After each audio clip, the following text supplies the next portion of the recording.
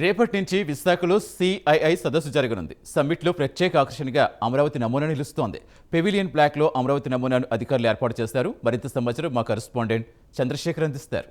విశాఖలో 2 రోజుల పాటు జరిగేటటువంటి సిఐఏ భాగస్వామ్య సమ్మిట్కి సంబంధించినటువంటి ఏర్పాట్లు చకచకా జరుగుతున్నాయి. ఈ నేపథ్యంలోనే అమరావతి ఆనుకుని ఉన్నటువంటి ఏదైతే సిఆర్డీఏకి సంబంధించినటువంటి AGC Andhra Pradesh Amaravati government complex ఏదైతే ఉందో ఆ గవర్నమెంట్ కాంప్లెక్స్ నమూనాను మనం ఒక్కసారి తీక్షణంగా పరిశీలించవచ్చు. దాదాపు 1500 ఎకరాల్లో నిర్మించినటువంటి ఏదైతే గవర్నమెంట్ కాంప్లెక్స్ ఏదైతే ఏ విధంగా ఉండబోతుంది అనేది అయితే మనం ప్రస్తుతం తెలుసుకోవచ్చు. ముఖ్యంగా చూసుకుంటే దీనికి సంబంధించినటువంటి హైకోర్టు కూడా అదే ప్రాంతంలో వచ్చేటటువంటి పరిస్థితి కనిపిస్తుంది. మనం చూసుకోవచ్చు పూర్తిగా కూడా గవర్నమెంట్ కాంప్లెక్స్ ఏ విధంగా ఉండబోతుంది, రానున్న రోజుల్లో అమరావతి ఎలా ఉండబోతుంది, అమరావతి రూపురేఖలు ఎలా ఉండబోతున్నాయి అనే అంశాన్ని మనం ఒకసారి చాలా తీక్షణంగా కూడా పరిశీలించుకోవచ్చు. ముఖ్యంగా చూసుకుంటే మనం చూస్తున్న ప్రదేశం అంతా కూడా ఏపీ హైకోర్టు అయితే ఈ విధంగా రాబోతున్నట్టు పూర్తిగా నమూనాను కూడా తయారు చేసినటువంటి పరిస్థితి కనిపిస్తుంది. అయితే కృష్ణా రివర్కి ఆనుకొని ఉన్నటువంటి ప్రాంతం ఏదైతే ఉందో దాదాపు 7 కిలోమీటర్ల విస్తీర్ణంలో ఉండేటటువంటి ప్రాంతంలో ఏదైతే సిఆర్డీఏకి సంబంధించినటువంటి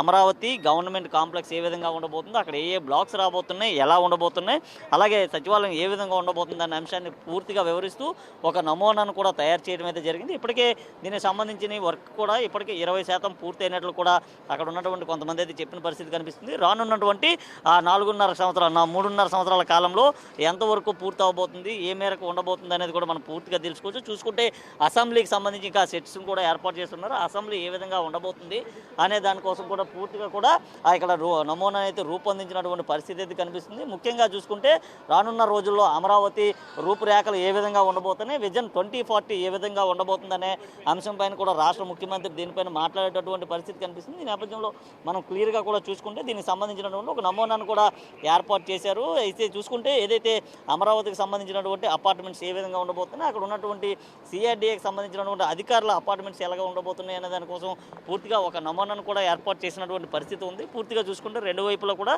గ్రీనరీతో పాటు ఏదైతే 7 కిలోమీటర్ల విస్తీర్ణంలో ప్రతి ఒక్క కిలోమీటర్ కూడా మధ్యలో రహదారులు వచ్చే విధంగా కూడా విభజించినటువంటి ఆ పరిస్థితి ఉంది. దాదాపు చూసుకుంటే ఏదైతే 7 కిలోమీటర్ల విస్తీర్ణంలో నిర్మాణం చేపట్టబోయేటటువంటి దానికి సంబంధించి పూర్తిగా కూడా దీనికి సంబంధించినటువంటి ఒక నమూనాను కూడా విశాఖలో ఏర్పాటు చేశారు. 2 రోజుల పాటు జరిగేటటువంటి ఏదైతే సిఐఏకి సంబంధించినటువంటి సమ్మిట్ ఏదైతే ఉందో ఆ సమ్మిట్లో దీన్ని కూడా ప్రదర్శించనున్నారు. చూసుకుంటే ముఖ్యంగా ఏదైతే ఆ ప్రాంతంలో ఉండేటటువంటి చీఫ్ మినిస్టర్కి సంబంధించినటువంటి రెసిడెన్సీ ఏ విధంగా ఉండబోతుంది, ఫ్యూచర్లో 2040కి ఏ విధంగా ఉండబోతుంది అనేది కూడా మనం చూసుకోవచ్చు. అలాగే చూసుకుంటే ఏదైతే అమరావతి ప్రాంతానికి ఆనుకుని ఉంటే రాజ్భవన్ ఏదైతే ఉందో రాజ్భవన్ కూడా ఏర్పాటు చేసినటువంటి పరిస్థితి కనిపిస్తుంది. అయితే ఏదైతే మనం చూస్తున్నటువంటి ఈ బ్లూ మ్యాప్ అంతా కూడా కృష్ణా రివర్కి ఆనుకొని ఉండేటటువంటి ఏదైతే ఆ ప్రదేశం ఉందో ఆ ప్రదేశం నుంచి దాదాపు 7 కిలోమీటర్ల విస్తీర్ణంలో ఇలాంటి భవనాలన్నీ కూడా నిర్మాణాలు అయితే చేపట్టున్నారు. ఇప్పటికే దీనికి సంబంధించి 20% మేరకు కూడా భవనాలు అయితే రూపొందినటువంటి పరిస్థితి కనిపిస్తుంది. మనం చాలా క్లియర్గా కూడా దీనికి సంబంధించి వివరించే విధంగా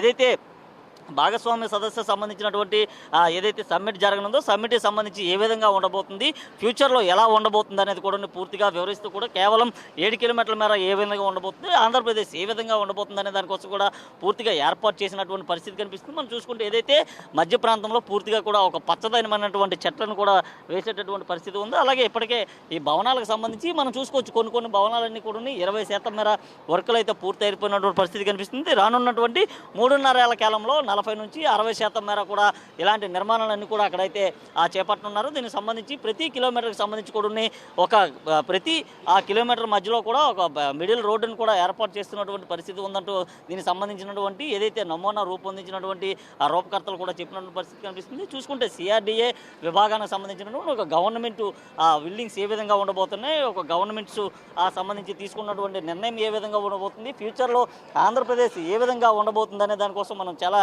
క్లియర్గా కూడా తెలుసుకోవచ్చు. ముఖ్యంగా చూసుకుంటే దీనికి సంబంధించినటువంటి భవనాలు ఏ విధంగా ఉండబోతున్నాయి, ఏపీ హైకోర్టు కూడా మనం చూసుకోవచ్చు. చాలా క్లియర్గా కూడా ఏపీ హైకోర్టుకి సంబంధించిన భవనం కూడా చాలా దూరంగానైతే మనకు కనిపిస్తుంది. ఆ విధంగా ఫ్యూచర్లో ఏపీ హైకోర్టుకి సంబంధించినటువంటి భవనం ఉండే విధంగా కూడా దానికి సంబంధించినటువంటి ఆ నమూనాని అలాగే దానికి సంబంధించినటువంటి ఒక ప్లాన్ కూడా సిద్ధం చేసినటువంటి పరిస్థితి కనిపిస్తుంది. అసెంబ్లీ కూడా ఇంకా చూసుకుంటే ఈరోజు సాయంత్రం 4 గంటలకల్లా ఈ సెట్స్ అంతా కూడా పూర్తి అయిపోయిన తర్వాత రేపటి నుంచి వచ్చేటటువంటి డెలిగేట్స్ ఎవరైతే ఉన్నారో డెలిగేట్స్కి ఇక్కడ నుంచి పూర్తిగా కూడా దీనికి సంబంధించినటువంటి ఆ ప్లాను అలాగే ఏ విధంగా ఉండబోతుంది ఫ్యూచర్లో ఆంధ్రప్రదేశ్ ఆ రాజధానికి సంబంధించినటువంటి అమరావతిలోనే ఉన్నటువంటి ఏదైతే గవర్నమెంట్ ఆ కాంప్లెక్స్ ఏ విధంగా ఉండబోతుందనే దానిపైన కూడా పూర్తిగా ఒక నమూనాను అయితే రూపొందించారు. మనం చూసుకుంటే దాదాపు పెద్ద పెద్ద సెట్స్తో పెద్ద పెద్ద బిల్డింగ్ అన్నింటిని కూడా ఏర్పాటు చేసినటువంటి పరిస్థితి కనిపిస్తుంది. దాదాపు 60 అంతస్తుల భవనాలు రెండైతే నిర్మాణం చేపట్టడానికి సంబంధించి అయితే దీనికి సంబంధించినటువంటి నిర్వాహకులు చెప్తున్నారు. అలాగే గేట్ వేకి సంబంధించి కూడా భవనాలు కూడా రూపొందిస్తామంటూ కూడా చెప్పిన పరిస్థితి కనిపిస్తుంది. అయితే పూర్తిగా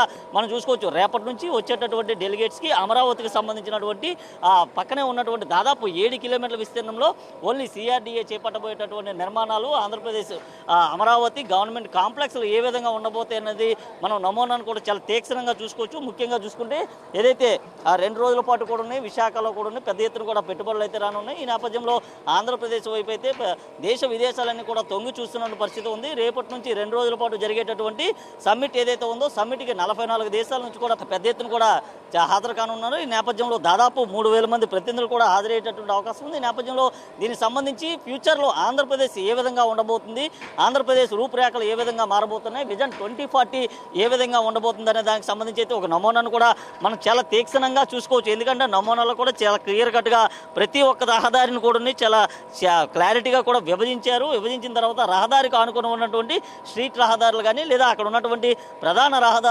రహదారులు గుండా ఉండేటటువంటి విద్యుత్ లైట్లు, విద్యుత్ పోల్స్తో పాటు అలాగే వృక్ష సంపదను ఏ విధంగా అభివృద్ధి చెందించవచ్చు. అలాగే చూసుకుంటే ఏదైతే మనం చూసుకుంటే ఇక్కడ నుంచి ఏదైతే ఒక రివర్కి సంబంధించినటువంటి ఒక కెనాల్ను కూడా ఇక్కడైతే నిర్మించనున్నాం. దానికి సంబంధించి మధ్యలో కూడా మనం పూర్తిగా కూడా చూసుకుంటే ఏదైతే అమరావతి ఆనుకొని వెళ్ళేటటువంటి ఏదైతే కృష్ణానది ఉందో కృష్ణానది పరివాహ ప్రాంతానికి ఆనుకొని ఉన్నటువంటి పక్క రహదారిలో ఉన్నటువంటి ఒక ప్రాంతంలోనే దీన్ని అయితే రూపొందించినటువంటి పరిస్థితి కనిపిస్తుంది. చూసుకుంటే జడ్జెస్ బంగ్లాస్ ఏ విధంగా ఉండబోతున్నాయి, ముఖ్యంగా చూసుకుంటే న్యాయవాదులకు సంబంధించినటువంటి బంగ్లాలు ఏ విధంగా ఉండబోతున్నాయి, ఫ్యూచర్లో ఎలా ఉండబోతుంది, అసలు అమరావతికి సంబంధించినటువంటి ఆనుకుని ఉన్నటువంటి ఏదైతే అమరావతి గవర్నమెంట్ కాంప్లెక్స్లు ఏ విధంగా ఉండబోతున్నాయి అనేది కూడా చూసుకోవచ్చు. ఏదైతే దాని పక్కనే మనం బస్ టెర్మినల్ కూడా ఒకసారి చూసుకోవచ్చు. ఫ్యూచర్లో ఎక్కడా లేని విధంగా కూడా ఒక బస్ టెర్మినల్ కూడా నిర్మించినటువంటి పరిస్థితి అయితే కనిపిస్తుంది చూసుకోవచ్చు పూర్తిగా.